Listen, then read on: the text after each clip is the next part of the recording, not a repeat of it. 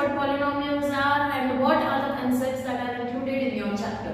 What are polynomials? Polynomials are the expressions in terms of numbers and variables. What are variables?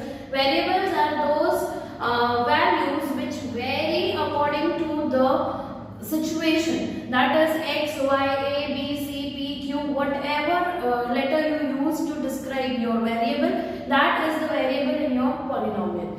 Understand this. Any polynomial is of the form ax plus b or ax square plus bx plus c or ax cube plus bx square plus cx plus d. These are various forms of the polynomials which you can use, where here when you can see x is the variable and it has power 1. That is called the degree of the polynomial. Degree of the polynomial is the highest power of what? Of the variable. So degree is nothing but the power of variable, highest power of the variable. So if the degree of a polynomial is 1, then we call it a linear polynomial. So the types are linear. If it is 2, we call it a quadratic polynomial. So another type is quadratic. If the degree is 3, we call it cubic polynomial. Okay. And now we come to the zeros. Now what are zeros? Zeros are the values of the variables for which the entire polynomial becomes 0. The value of variable x for which the entire value of the polynomial becomes 0. They are called the zeros of a given particular polynomial. So zeros are nothing but values of, if we are talking about x here, so values of x for which the given polynomial which we describe as p of x becomes 0. So that are called the zeros of a particular polynomial. Now understand one thing, if the polynomial is linear, there will be only one zero of the polynomial, that is, there will be only one value of x for which p of x will become 0. Quadratic, there will be two values of zeros, we call them alpha and beta. Cubic, there will be three values which we call alpha, beta and gamma. So these are the basics of polynomials. Standard form ax plus b, ax square plus bx plus c and so on. Where again understand that a is called the coefficient of x square if we talk about quadratic. A is the coefficient, we call them coefficient of the particular variable. Here a is the coefficient of x cube, b is the coefficient of x square, c is the coefficient of x, and the numbers which are without variables are called constants. So when we understand the relationship in polynomials, we will need to recall what are coefficients and what are zeros. Alright. Now we come to the graphical representation. Now what is graphical representation? See, here you have variable x and on graph we have two axes, x-axis and y-axis. So when you represent the values of x on a graph paper, you are presenting the entire polynomial on the graph. So if it is a linear polynomial, it will form a line on the graph.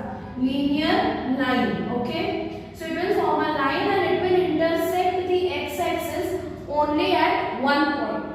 When we talk about quadratic polynomial, it is either of this form or of this form which intersects the x-axis, not y-axis, the x-axis on 2 points. And again similarly for cubic, it will intersect the x-axis on 3 points. If the polynomial is in terms of y, if the variable is y, we say the same thing for y-axis. Alright? Let's understand factorization. We have factorization of only quadratic polynomials of the form ax square plus bx plus c. In factorization, we also called it splitting the middle term. Splitting the middle term in such a way, we find the product of AC and then we split AC in two factors such that it gives you B either in addition or subtraction depending on the sign of B. Alright, to understand the detailed concept of this, box. It will explain the concept of factorization in extreme detail.